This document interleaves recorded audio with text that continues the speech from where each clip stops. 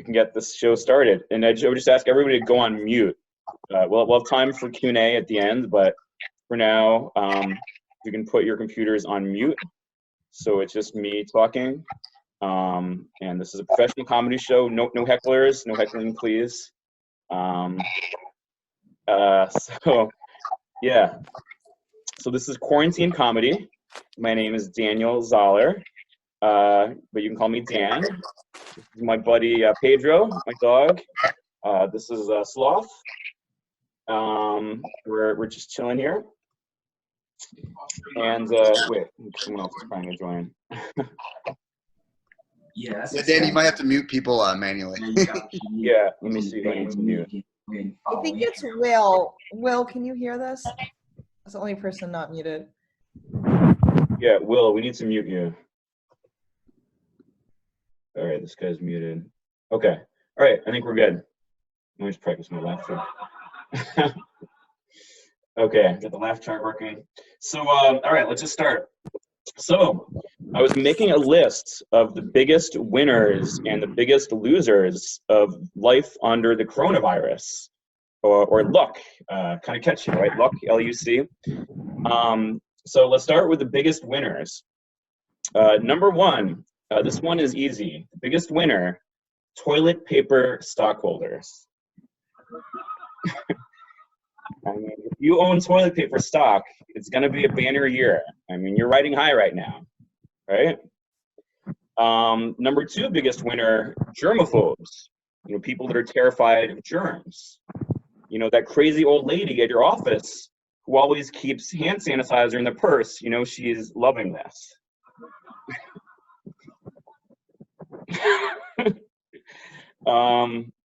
Number three, the third biggest winner right now, Marie Kondo. Marie Kondo. When this is over, everybody is going to have a super organized sock drawer. It's going to be amazing. That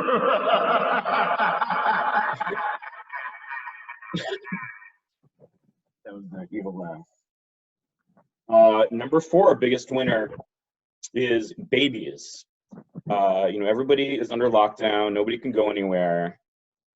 Think of all the babies that are going to be born 9 months from now. There are going to be a lot of baby showers this December. So babies are a big winner. Costco. Costco is a big winner. All the grocery stores are reporting record sales. As long as they can stay stocked with toilet paper and bottled water, they're doing great. Another big winner, science fiction writers. Science fiction writers, all the people who write about doomsday scenarios, they must be loving this. They're all like, you see, this is what I've been trying to warn you about. You got to read my book. I'll explain it all. And then the last winner, the environment. The environment. Have you guys seen those images showing how the air above Wuhan, China, it now suddenly looks so much clearer? It's amazing. You know, that's what happens when you shut down the factories and the airports. The environment, another big winner of this. And left track.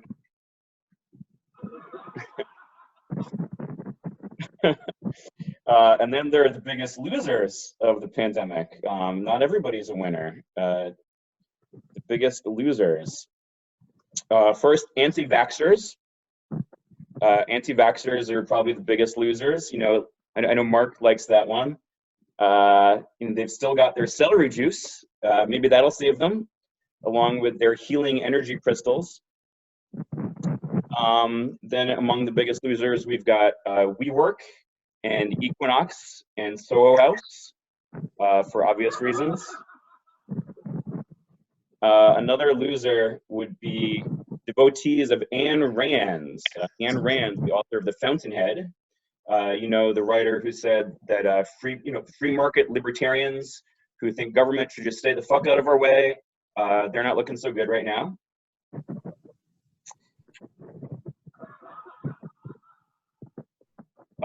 Another loser would be our president, Donald Trump, who last week said he was a scientific genius and he had a hunch that the China virus would magically disappear. I don't think I'd want to be in his re-election campaign right now. And then, of course, there's the restaurant and service industry. You know, we all are feeling really awful about what's happening to them. And I was thinking, if you're one of those people who just moved to LA and you're trying to make it in entertainment and you figured you'd pay the bills as a cater waiter, I mean, that timing has got to suck. I mean, this is not a good time to be pursuing your dreams. But, you know, we're all trying to adjust to this new world. We're all getting this weird advice. We're all being told to stay inside, to wash your hands, to stop touching your face, stop picking your nose, to use plenty of toilet paper. I mean, it's like it takes a global pandemic for people to finally start practicing good hygiene. So maybe that's a silver lining right there. And one thing I've noticed is that we've kind of all turned into our parents. Like, we've all turned into our parents. Like when we used to get grounded for staying out too late. Like getting grounded, remember? Now we're the ones telling our parents, Mom, you should really get out of the city, go to your friend's country house. But I don't want to go to the country house. That's too bad, Mom. You're going. And you better wash your hands. I want you to wash them every 5 minutes. I don't want you catching any germs. Your parents. But I've been pretty careful. I'm trying to, at least, ever since the coronavirus started. I've been brushing my teeth every day, twice a day. Wiping my ass every day, using an entire roll of toilet paper every time I flush. I mean, you can't be too careful. You know, I used to eat my meals right off the bathroom floor, but, you know, now you got to be careful. You know, hygiene is really important in this new world we're living in. But life is different. You know, sometimes it feels like we're in the middle of a Black Mirror episode.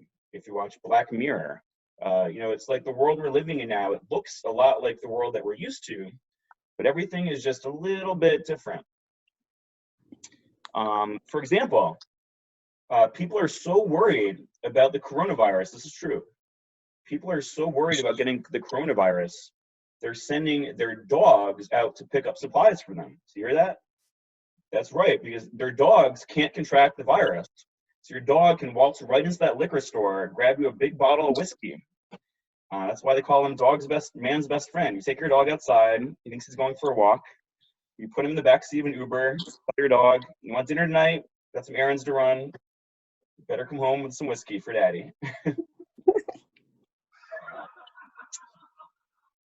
Some dog lovers probably didn't like that joke.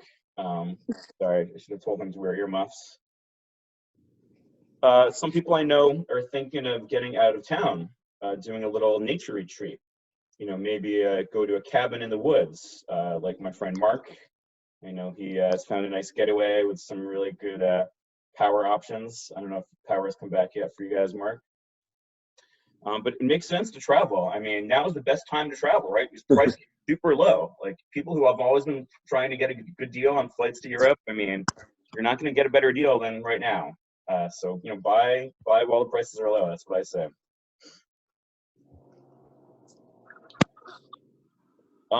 Some people are saying, you know, this isn't so bad, really. You know, when you look at the big picture, you know, our grandparents had to go fight in wars in places like Korea and Vietnam. You know, I think we've all seen that meme going around. You know, they had to fight in these wars. Us, we just need to stay home and watch Netflix, right? It's a piece of cake. And when you think about it, we don't really need people when we've got the TV. I mean, everyone on the TV is way more interesting than the people I know in real life. I mean, I'd rather spend my last moments with Guy Fieri. That would be great.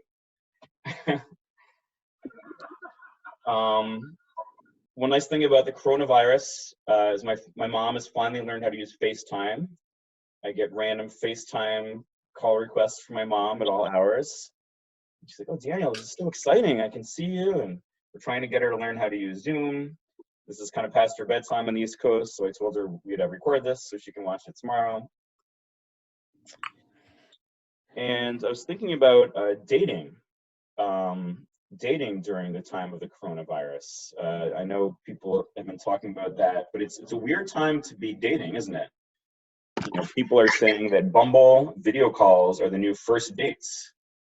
Have you guys heard that? You know, doing video calls on Skype and on Zoom.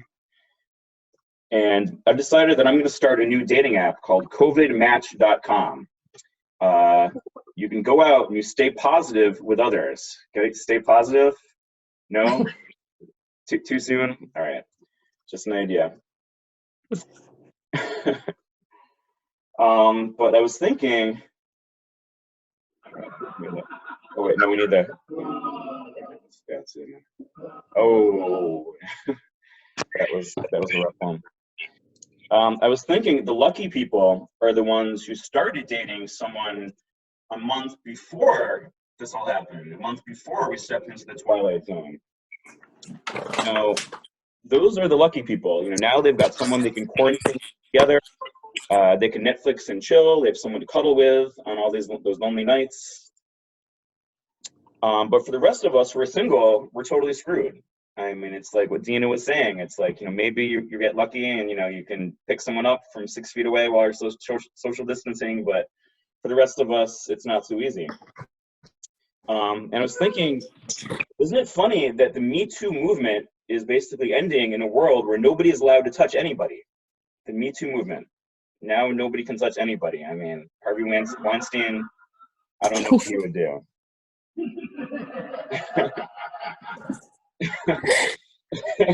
He would probably do an evil laugh. And none of us know what the rules are right now when it comes to dating. For a while, people were going to the gym, and one of my friends was like, "Is it safe right now to go to the gym and to fuck someone with COVID-19? Is that safe?" And the answer is no, by the way. That's not safe. I'm not a doctor, but I don't recommend doing that. And I was thinking about dating, and if you are in that courtship phase, the things that you care about in a partner are totally different now. Like, if your boyfriend brings you flowers, instead of being happy now that your boyfriend, did this nice chivalrous act and brought you flowers, now you're totally suspicious. Now it's like, all right, this is a gorgeous bouquet of flowers, but did you remember to spray them down with bleach before you brought them inside? And the guy who summoned the flowers, did you notice him coughing at all? Did he seem like he had a fever? I mean, these are the questions that are going to come up, right? And if you're dating someone now, the things that you care about in a partner are going to be different.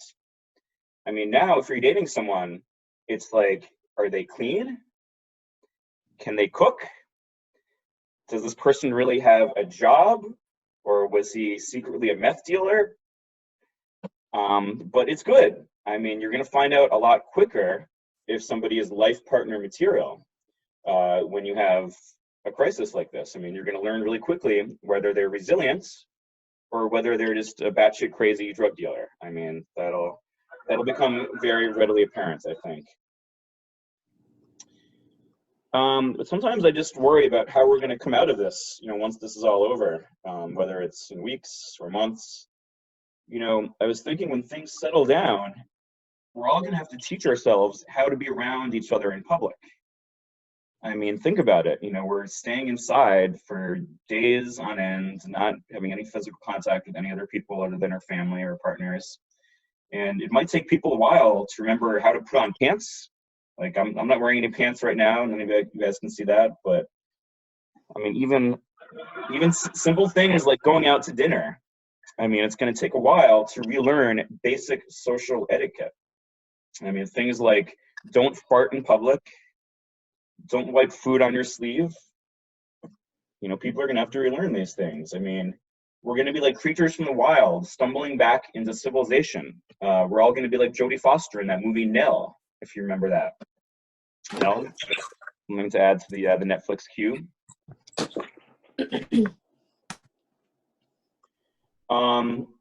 And I was thinking about, introverts and extroverts, and I think of myself as an introvert. And in a way, as introverts, we've been preparing for a pandemic all of our lives. I mean, this is basically an introvert's dream come true. We've always been looking for an excuse to turn down a social invitation, and now nobody is going out. And nobody is going out, and we're still finding ways to turn down events. Every introvert now is saying, fuck, I'm so overwhelmed by all the online events.